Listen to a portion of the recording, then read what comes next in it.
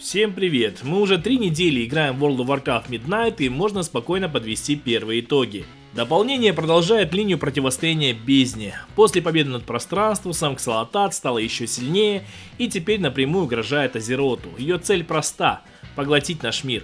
Сюжет подается достаточно уверенно, много катсцен, диалогов, есть ощущение целостного повествования.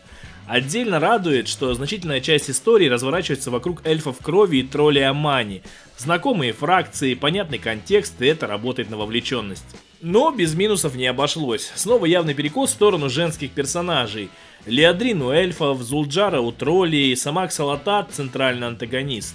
Мужские персонажи в основном остаются на вторых ролях, плюс общий темп сюжета. Медленный, событий немного, развитие ощущается затянутым. Теперь про локации. Леса Вечной Песни, безусловно, лучшая зона дополнения. Красивая, детализированная, сильная атмосфера эльфийской архитектуры. Видно, что переработка Азерота сделана с вниманием к мелочам. Это действительно радует. Зуламан выглядит слабее. Более мрачная зона, специфичная стилистика троллей зайдет не всем. Но сам факт возвращения и переработки старых территорий я считаю это плюс. Харандар – подземная зона, где живут хараниры. И вот здесь уже проблема. Визуально это типичная цветная пещера, в которой просто неприятно находиться. Плюс она ощущается оторванной от Азерота, нет чувства, что ты находишься в живом мире. Четвертая новая зона – это буря бездны. Еще одна спорная локация. Космос, синие оттенки, существа бездны. По стилю очень напоминает Кореш, и это начинает утомлять. Мы уже бегали по подобной синей зоне, повторение выглядит лениво и быстро приедается.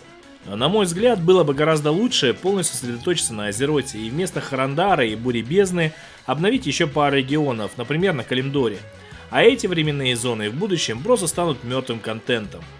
Что на самом деле получилось круто, так это обновленный Лунасвет. Город большой, визуально очень красивый, атмосферный и, несмотря на размеры, наполненный и функциональный. В сравнении с Дарнагалом, который ощущается как большая площадь, это прямо подарок для любителей игры. Отдельно отмечу музыку, она действительно сильная, мелодии запоминаются и скорее всего останутся в памяти игроков надолго. Теперь к нововведениям. Первое — это режим охоты. Берем контракт, выслеживаем цель, заполняем индикаторы, после чего идем на убийство. За это дают лут и косметику, по сути это удобный казуальный способ прогресса. Зашел на час, получил награду, вышел, работает отлично. Новая раса — хараниры. Визуально напоминают Нави из Аватара. По сути, переработанные ночные эльфы с добавлением шипов и растительности. Расовая способность — это мгновенная АОЕ дота с кулдауном 3 минуты, которая одновременно лечит союзников и наносит урон врагам, до 8 целей. Без ГКД, поэтому может хорошо комбинироваться с другими эффектами. В PvP добавили новое эпическое поле боя в Буре Бездны. По ощущениям это смесь Ашрана и Ока Бури. Но реализация спорная. Перегружена активностями, хаотично, сама локация визуально неприятная. Есть сомнение, что режим станет популярным. Подземелья, как обычно, на уровне. Разнообразные, с возможностью выбора порядка боссов, PvE контент получился удачным. Отдельно хочу сказать про вылазки. Система продолжает развиваться, и это один из самых сильных элементов дополнения. По сути, это инстансы для соло-прохождения с NPC-напарником. Растущая сложность, хороший челлендж. Иногда даже интереснее обычных подземелий. Единственная проблема — в группе сложность масштабируется слишком резко, из-за чего играть в пати невыгодно. Надеюсь, это поправят. Профессии кардинальных изменений нет, но в целом направление развития остается правильным. Заниматься ими стало интереснее, и Midnight это поддерживает. Новая фишка Midnight — это дома игроков. Теперь мы можем купить участок и там обустроить свой дом. Можно выбрать планировку, обставить дом кучей декораций, которые мы можем как купить, так и получить за квесты и за убийство боссов.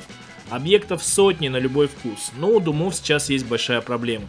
Они не функциональны. Там нельзя даже установить алхимический стол или кузню. Дом не несет никакой функции, это просто музей с украшениями, поэтому пока функция дома сомнительна. Но зайдет любителям расставлять все по полочкам и украшать свой дворик. Еще одним нововведением стала новая специализация для охотников на демонов. Раньше их у него было всего 2. Новая специализация называется Пожиратель. Это боец средней дистанции, использующий силы бездны, косу и способности по сбору душ, сочетающий как дальние атаки, так и мобильность ближнего боя. Итог. На старте Midnight удачное дополнение.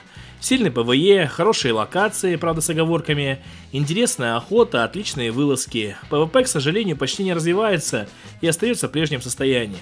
Играть или нет? Скорее да. По ощущениям дополнение играется лучше, чем The War Within. а дальше уже посмотрим, как его будут развивать. Ну а вы пишите в комментариях, как вам Midnight, подписывайтесь, будет еще разбор.